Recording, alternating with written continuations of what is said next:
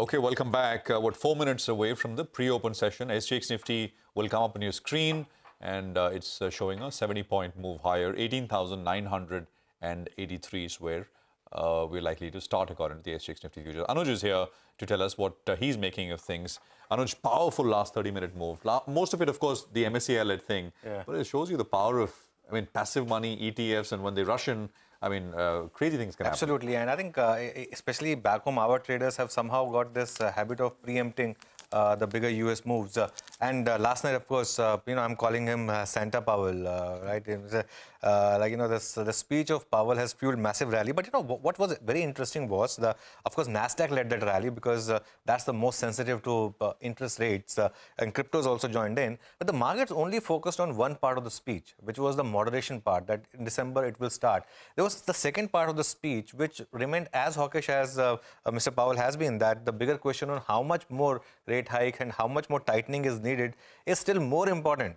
But the market chose to ignore that because we are in a bull market. So let's see. As I said, US market now back in bull market territory.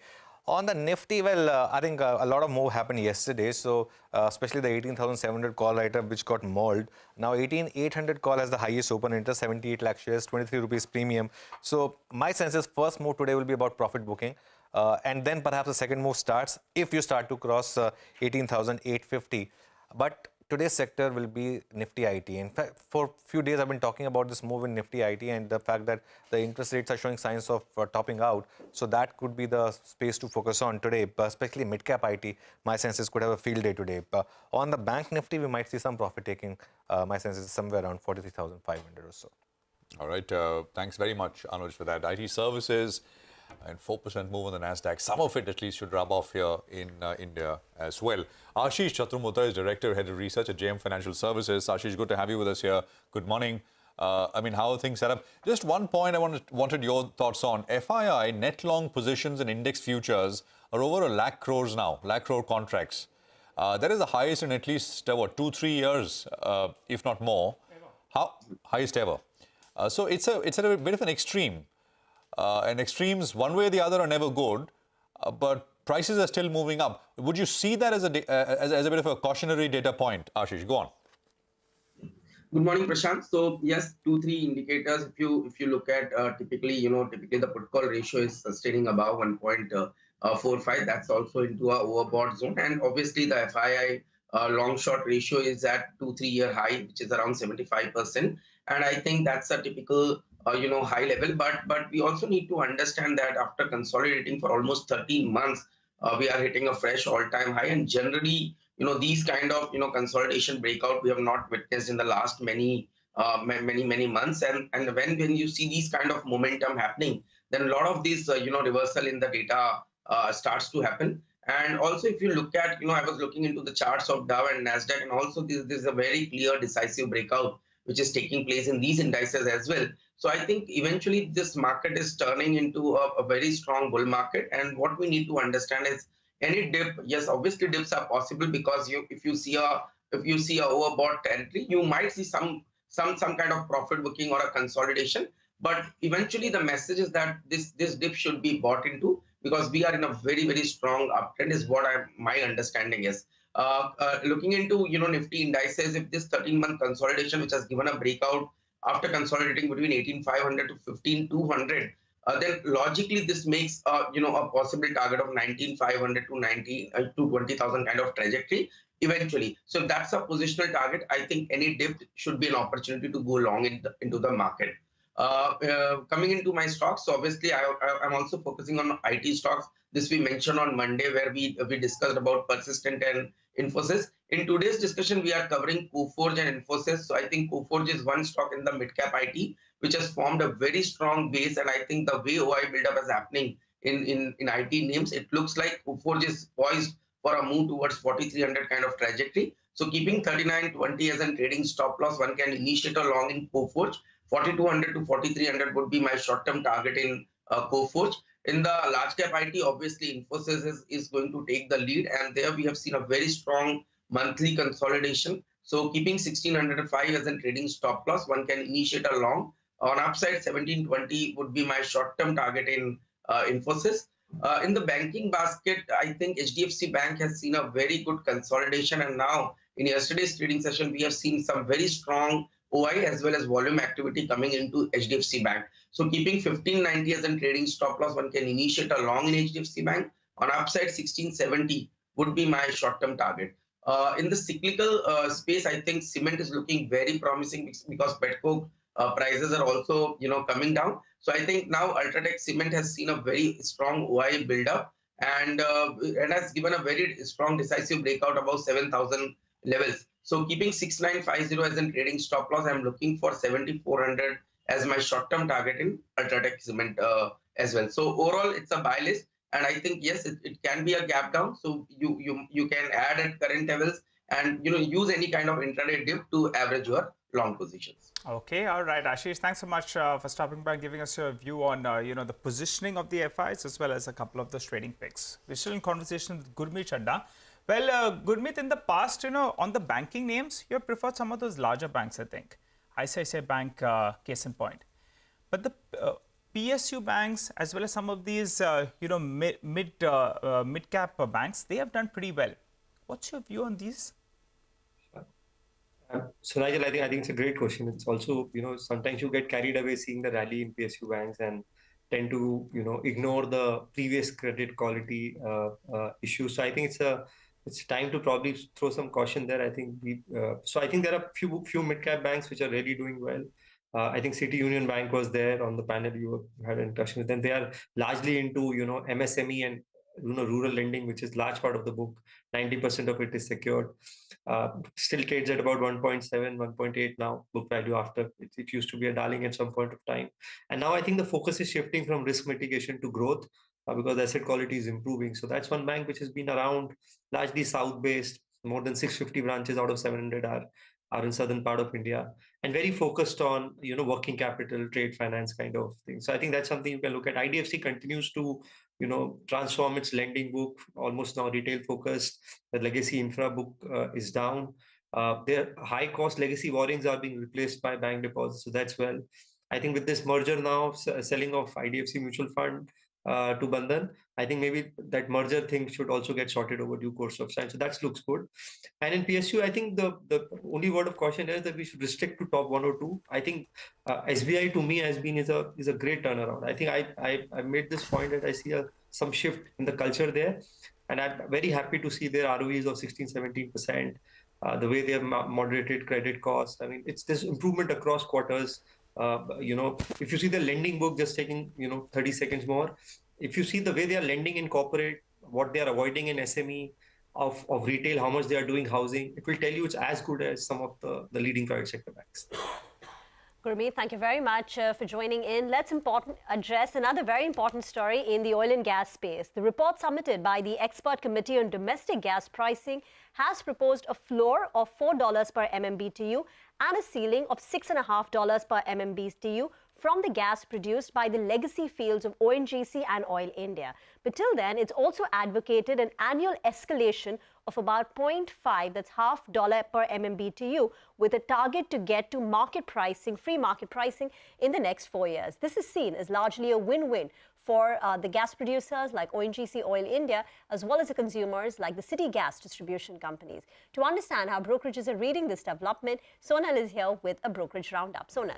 Thanks a lot for that, Reema. Well, we have been highlighting since the time this announcement was made that it is a big positive for both the oil producers and the gas producers and the gas consumers as well. Now, Morgan Stanley says this is a path to gas market liberalization, and this would be positive both for the upstream and the downstream company, and it will be positive both for earnings as well as multiples, because these multiples were under a bit of pressure after whatever happened in the oil and gas market in last 1 year. CLSA says that new gas pricing recommendations positive for IGL, MGL, Gujarat Gas, that is the city gas distribution companies, as well as ONGC and Oil India. However, these are still recommendations and cabinet still needs to take a decision on these.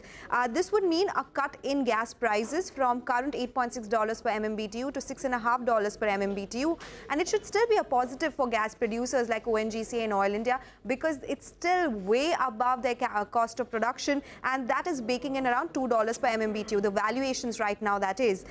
Such a cut in gas price may raise raised discount of CNG to diesel by 30 to 40%. Remember, CNG prices had been hiked considerably, reducing the discount, and that was something which was impacting CNG volumes as well. So this will take care of that. Citi says that if these recommendations are accepted by the government, it will be a big positive for all these companies. It would bring down input cost of APM gas by $2.1 per MMBTU, and they believe that these changes have potential to reverse the years of underperformance that we've been seeing for City Gas and especially gas producers as well.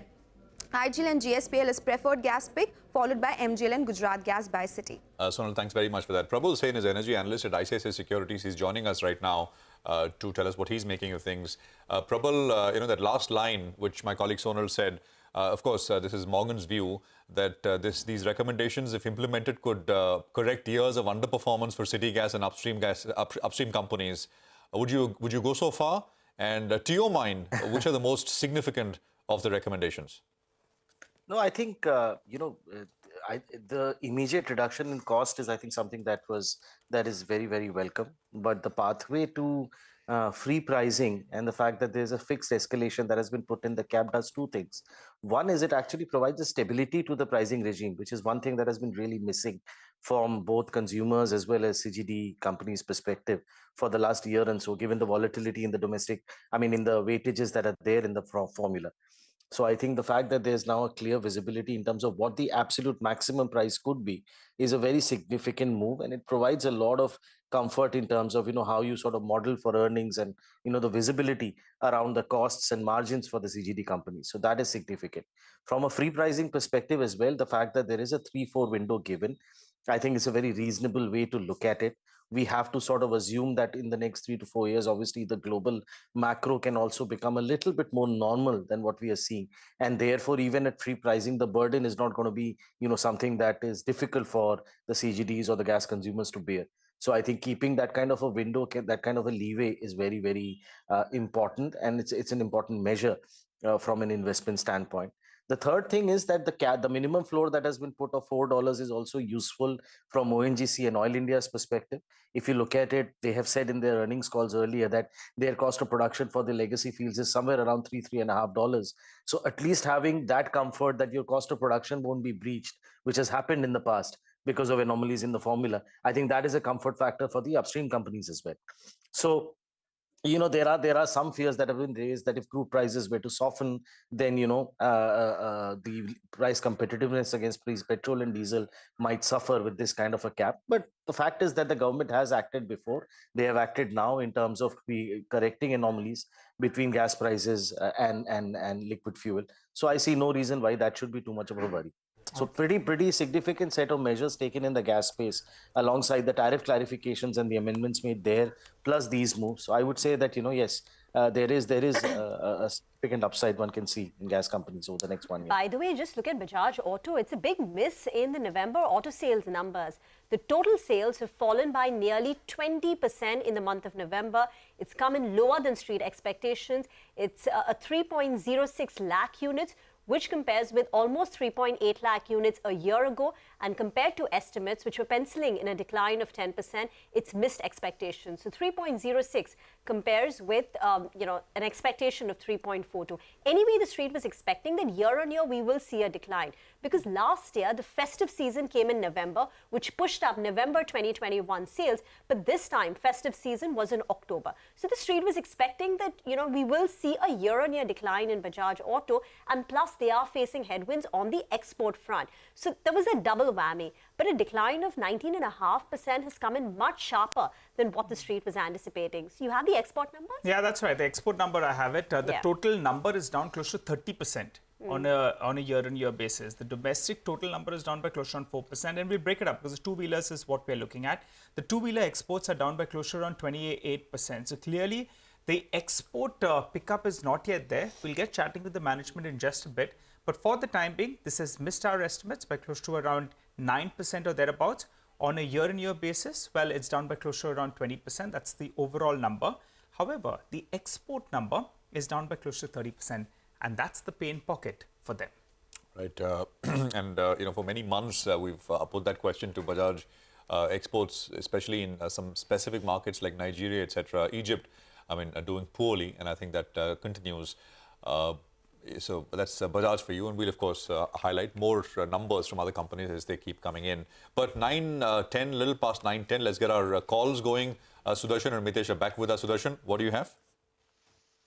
Well, for the Nifty, buy the Nifty on a consolidation, intraday consolidation or dip, keep a 100-point stop loss. And JSW Steel is a buying opportunity with a stop under 731. Okay, JSW Steel. Mitesh, what about you? I have a middle name as well. Hindalco is a buy. Keep it stop below 444. Look for targets of 465. All right, fair enough. So those are calls, specific calls. Two metal names actually coming in. So we'll see. The dollar is weaker, sharply down about 1%, and that's good news for a lot of these commodity companies. The other one, of course, in terms of straight takeaways, is the sharp fall in yields overnight and the consequent impact in the Nasdaq and the rub-off we could see in IT services here. So two globally exposed sectors, metals and IT perhaps, in focus today as we start another session. The other thing, of course, is going to be Reliance and what happens here. Reliance has given help and given support for the last couple of days. It comes back into rotation and pushes things up, and yesterday was no different. But it's also our momentumizer stock today. Sonal is here with more on this one. Sonal, hi. Hi, Prashant. Well, yes, Reliance Industries has been a support to the Nifty. It's up 7% last month, and that's a big stock that has moved that way. Stock is just off 4.3% from its 52-week high level. And at these levels, it's comfortably above that 50, 20, 50, 100 and 200-day moving average. Additionally, fundamentally, a lot of positives are taking place in the industry as well. There's an interesting note from Jefferies where they say that global diesel inventories across Europe, Singapore and the US, they continue at multi-year lows. And export duties in the country on refined products was announced back in July when benchmark refining margins were trending at $25 per barrel. That was at a new high. Now, from those levels, refining margins, they have fallen 60%. And this paves way of a reversal in export duties, especially on diesel. Export duties on diesel and ATF have been reduced only by 20% versus a 60% decline that we have seen in refining margins from the top. Realized diesel spreads on export barrels have also come down from around $25 per barrel to around $17 to $18 per barrel. So oil prices coming off further from higher levels of $115 per barrel to say $83 per barrel currently is a big positive, because Jefferies now sees the possibility that export duties could now be cut or reversed and could be withdrawn in the near future as well. So if there's a $2 per barrel impact, Jefferies says it will improve their refining margins overall. So they say that removal of the same, that is the export duties for Reliance Industries, would increase their EBITDA by $1 billion in FY24 and also remove any potential regulatory overhang. Sonal, thank you very much for that. Just one word on Bajaj Auto. The miss is actually on the domestic side this time and not so much as exports. But I'll get to that in just a minute. 4 seconds left for opening now. All right, well, the opening is very, very good. We have opened about that 18,850 odd mark, and the IT pack, they are the stocks that are flying away. Just pull up the IT index itself. Well, markets have made fresh all-time highs, and IT index, well, that's flying away. The top 4 winners on the IT index, well, they're Wipro, Tech Mahindra, Infosys, and TCS. All of them up more than 1%. Following them is the metal stock. So you have Tata Steel as well as Hindalco. Both of them have opened up with good gains in trade. Bajaj Auto, well, that one's opened up with a cut because those numbers have missed estimates by a large deal, and Rima will tell us exactly why in just a bit, particularly on the domestic part of it. From the broader markets, well, things have opened up very well. Just take a look at the advance decline ratio. I'll tell you what, irrespective of what the Nifty does, if you get an advance decline ratio anywhere close to what we are seeing on the screen by the time we wind up, well, the bulls will be very, very happy. So pull up a couple of names from the broader markets as well that are doing well. Birlasoft, Coforge, both of them flying away. L&T Infotech, that's up as well, 2.5% or thereabouts. And Shriram Transport, yesterday that seems to be some bit of an MSCI play that did play out yesterday. The stock ended high with a gain of around 7.5% odd. Today it's giving some part of what it put on. Maybe there was a rebalance that took place at some of those fund houses. So that one's down close to around 3.5%. Otherwise, it's a good-looking screen. Powell is powering us ahead towards that 19,000 odd mark. Rima, what else? Well, not 19,000 just yet, but we've got to 18,850 as we speak. Shilpa Medicare is up 6.5%. Its Telangana unit has got a good manufacturing practices certificate, so that's a positive. The stock has gained close to about 7% in trade. Easy Trip higher by 4.5%. Apart from that, IT stocks have been rallying for the last couple of days itself. So Birla Soft is up 3% today, but from 1st of October, that's in the last 1 month, it's seen a rally of close to about 15%. Even other names like Happiest Minds, L&T Infotech, these are stocks which have seen a significant rally for the last couple of days. So significantly higher for the IT names. On the losing side, Shriram Transport, as you pointed out, is down close to about 4%. Tire stocks continue to take a breather. JK Tire lower. Motherson Wiring is down 1.5%. And Bajaj Auto, as I was saying, the stock is open with a cut of close to about 2.7%. Overall sales declining by 19.5%, missing street expectations, but the miss is more on the domestic motorcycles. Exports continues to remain weak. Exports have fallen by 30% on a year-on-year basis. But on a month-on-month basis, the exports are holding up. It's still at that 1.5 lakh units. So exports is weak, but it's not that it's significantly lower than what the street was anticipating. The miss is on the domestic motorcycles, where I think the number is again closer to that 1.5 lakh. And if you remember, in the last 3 months, Bajaj Auto's domestic motorcycle sales were above or around 2.5 lakh. So from a run rate of 2.5 lakh in the month of August, September, October, it's fallen down to 1.5 lakh. And that's where the big miss has come through on Bajaj Auto, and that's driving that big cut. So this time, it's both the segments which have turned out to be a bit subdued for Bajaj Auto. One thing we need to see how much of it is the post-festive demand waning off, and the other is, of course, the supply side issue and problems with the rural market, etc. Absolutely. So the top sectors are this morning are metals and IT services, and the indices should come up on your screen. And these are the two names which we were highlighting. IT on the back of course, the big move in the Nasdaq, and metals with the dollar sharply lower. The two names which Mitesh and Sudarshan ran us, sort of gave us, Hindalco and JSW Steel, both of course are also participating, so that's good. What else? I mean, let me just take a quick look at the broader markets in terms of individual names. We've got Birla Soft. So, these are mid-cap IT names. Birla Soft with a 3% gain. It's coming up with large volumes. Coforge is coming up with a 4% pop. Tech Mahindra is coming up with a 2% gain. So Birla Soft, Coforge and Tech Mahindra. L&T Infotech is up 2.25%. And so is L&T Technology Services, which is up 2%. Both the L&T IT twins are up.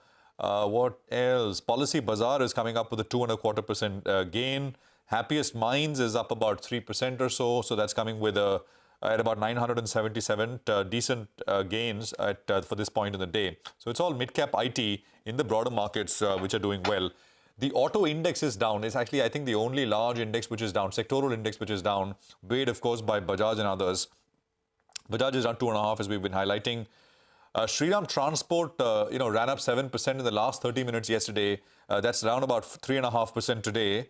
And I'm just kind of trying to see if there is anything else. Some reversals after that sharp run-up we saw, MSCI-led run-up that we saw elsewhere. HUL, which has been relatively strong last few days. HUL is starting 0.5% low, but keep an eye. I mean, the rally in HUL is only 2 days old. There is Eicher Motors, which is down about 0.6%. And Jubilant Food is down a little bit as well. But, the very, very initial raise, and these are the names which have got some volumes. 115 points higher is what we have, 18,873 at this point in time. Manish Anthalia is our market master of the day. He's head of equities PMS at Motilal Oswal Asset Management Company. Manish, great to have you with us here. Appreciate your time. This is now, of course, past the previous peaks into uncharted territories. Clearly a bull market. But of course, I mean, historically, we've had markets participating together. I'm saying global markets participating together. Not a situation where elsewhere there is stress and the market here is doing exceptionally well, which is what we have now. And that creates a bit of dissonance. How would you kind of read things from here, near to medium term, especially as we head into the next year? So all this while, in the last 1 year, we have seen the small caps and the mid caps lead the rally from the front. The leadership mantle is now being taken by the large caps, and that is what is having a positive run-off on the benchmark indices, the Nifty and this. India has been one of the strongest economies in the world. I mean, that's a given. The positivity around this time is on the back of the dollar having peaked out. I mean, that's my assumption. And depreciation of the dollar basically is positive for emerging markets, and India is one of the shining stars in the emerging market space, and FIs who have been sellers all this while have turned buyers, and the buying is only going to accelerate, is my assumption, in going into the next year, the beginning of the next year, thanks to earnings, outlook for FY23, FY24. So I would believe the bull market is here to continue, and things are only going to get stronger as we move forward. You're saying the FIs will continue to buy into Indian markets because they seem to be a little uncomfortable with India's valuations, and then you've got other markets like China, Hong Kong, etc., where things appear to be on the mend. They've been languishing for the last 1 year, but if they truly open up, the outlook improves, and plus you've got valuation support. So are you confident that the FI support for the Indian markets will continue?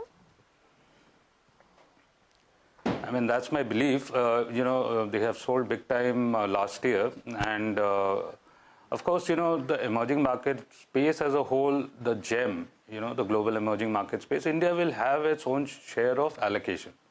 So whether it's 2.5%, 3%, of course, favored economies like a China or a Korea, where valuations are much more palatable than what India has been, will maybe gather more share, but India will get its own share. And India, for record's sake, is always been expensive when compared to other emerging markets, thanks to the asset base, which is lower, and better ROEs, so to speak. So valuations is not too much of a concern. We are not exorbitantly expensive, so to speak. Around 21, 22 times 1 year forward numbers is not very expensive. And if we were to get a 20% growth in FY24, things should be okay. Hi Manish, good morning. I recall what Mr. Ramdev Agarwal had said, right? The FIs are getting an easy exit now, but it's going to be a painful entry for them because they'll have to come in at higher levels, and it seems it's playing out in that manner, so kudos to him. But Manish, I wanted to ask you about the broader market. Absolutely. Everyone is celebrating Nifty at around 18,000. But you go out there and speak to a lot of people, they're saying my portfolio is not like 19,000, it's more like 17,500. Do you believe now the catch-up will happen from the broader markets and we'll see more participation, which will make portfolios feel good? The peculiar thing about small and mid caps is that you have to go through time correction. It's not that the stocks which you're holding, will continue to move up in line with the benchmark indices. That doesn't happen. So we have had a great run in the small and mid caps. It's time to play some catch up because, you can't have too much of a diversion in returns profile between the benchmark indices. I mean, that has historically not been the case. There has been some divergence, but not a very big divergence. So I think they will go to nothing wrong with the fundamentals of the small and mid caps. Is that valuation catch up will happen with the large caps leading the mantle as opposed to the mid and small caps in the last 1.5 years. That's about it. So yeah, you may see that mid cap is still about 1,000-1,200 points away from its all-time high, whereas Nifty. But the returns which have come in the small and mid cap space has been slightly front-ended, so to speak. And typically small and mid caps would, or the broader market, so to speak, will trade at some sort of a discount to large caps. I mean, that discount has narrowed significantly over the last 1-2 years. I think it's just reversion back to the mean as far as historical numbers in terms of the the valuations between the broader markets and the benchmarks.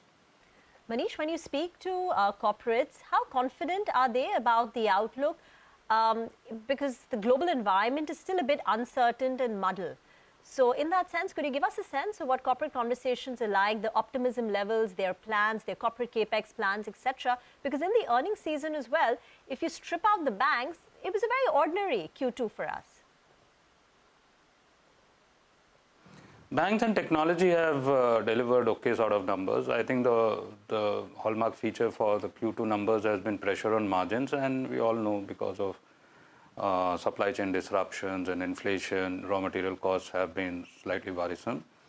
I think as far as the second half of this year is concerned, slightly more benign inflation sort of a scenario come January of next year would lead some softening of raw material costs. And I think export is somewhat where people are not very confident about the growth thanks to what is happening in the developed markets. Whether it be pharmaceuticals, whether it be textiles, gems and jewelry, the volume growth assumptions on the export side of things, as far as the corporates are concerned, is slightly iffy. Of course, China +1, Europe +1 is all playing out in specific sectors, but that's one area of worry. As far as India domestic story is concerned, I don't think there's any sort of, bearishness that we find when it comes to talking to corporates.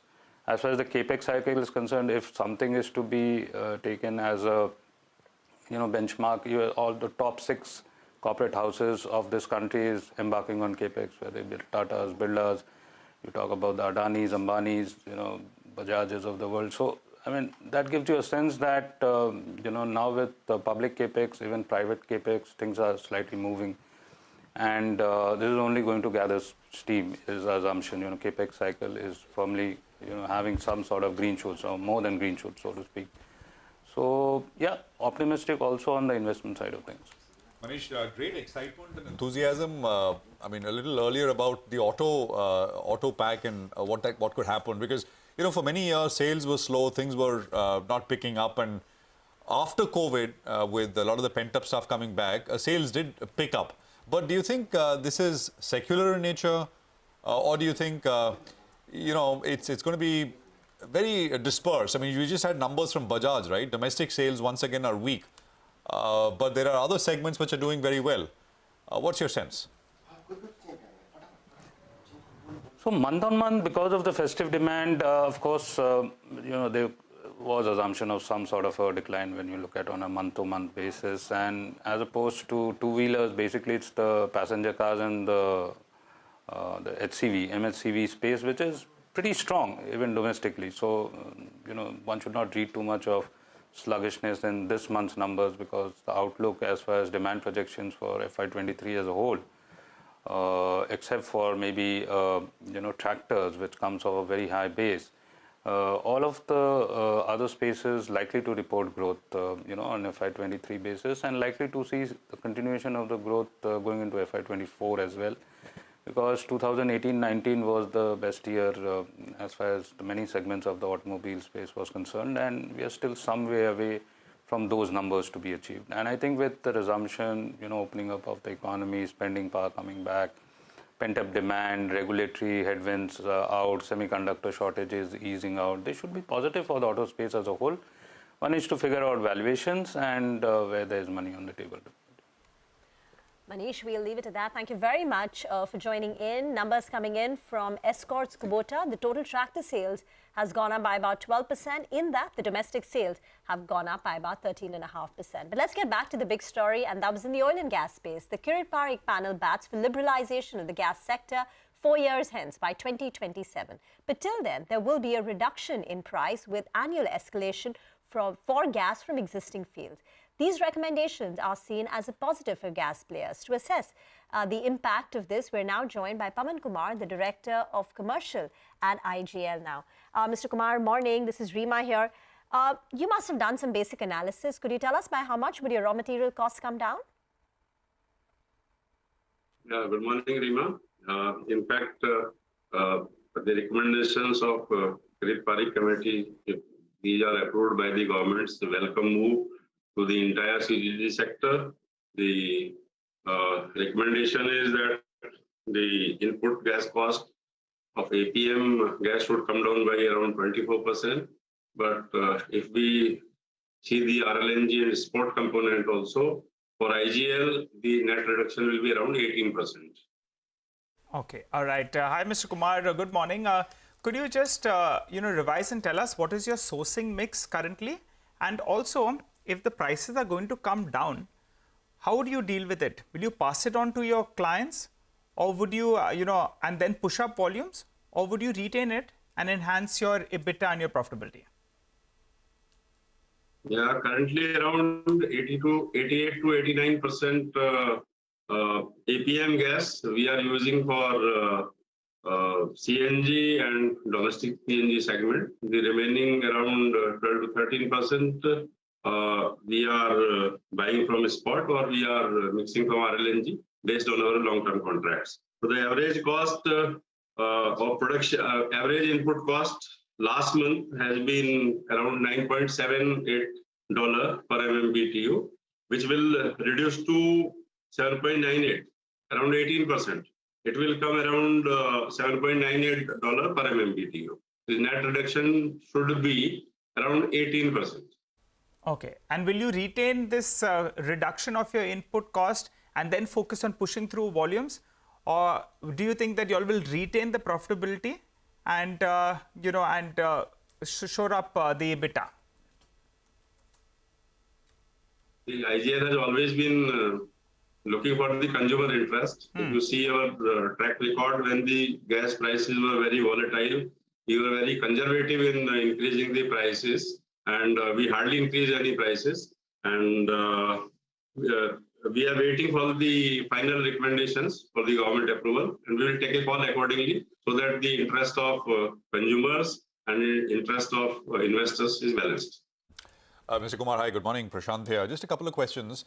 The net reduction is 18%, which is huge, right? I mean, if these are accepted. So very, very large. And once it is once it is approved, if they are approved, you will, from what I understand, from what you're saying, pass on this entirely to consumers. I would presume that, I mean, you will have to pass on as well, right? I mean, even if you wanted to keep some of this, will you be able to keep it?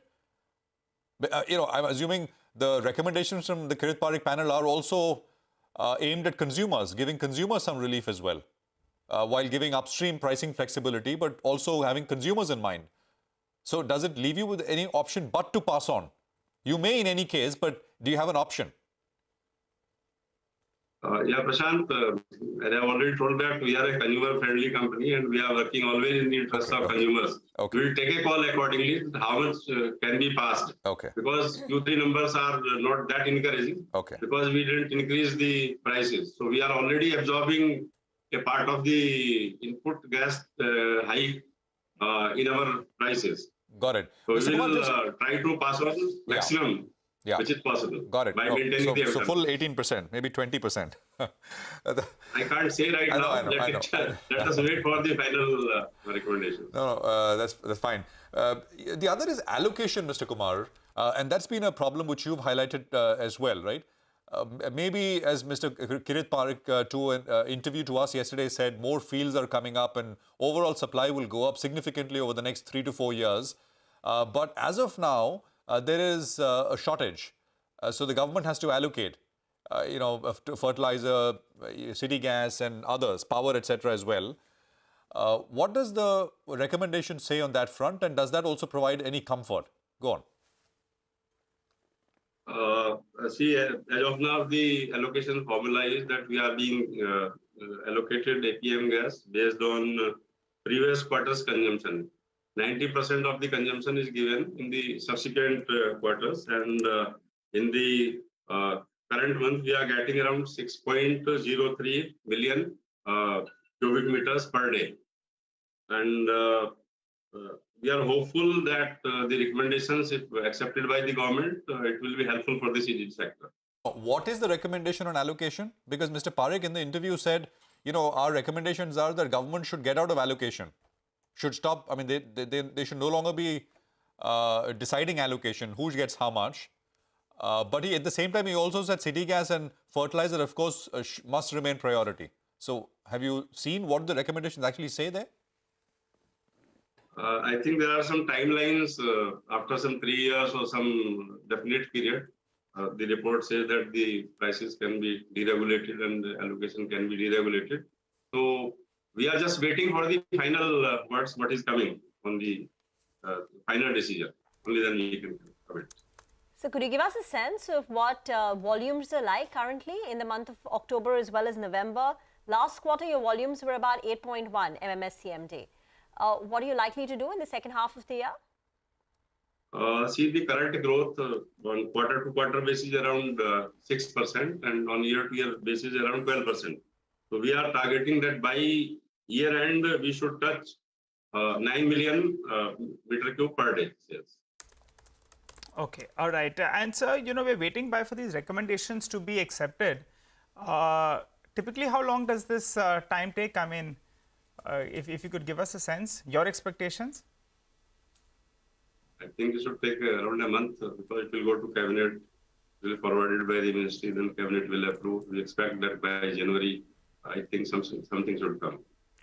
Will it be approved in the current form, sir, or do you think the cabinet may tinker around a bit?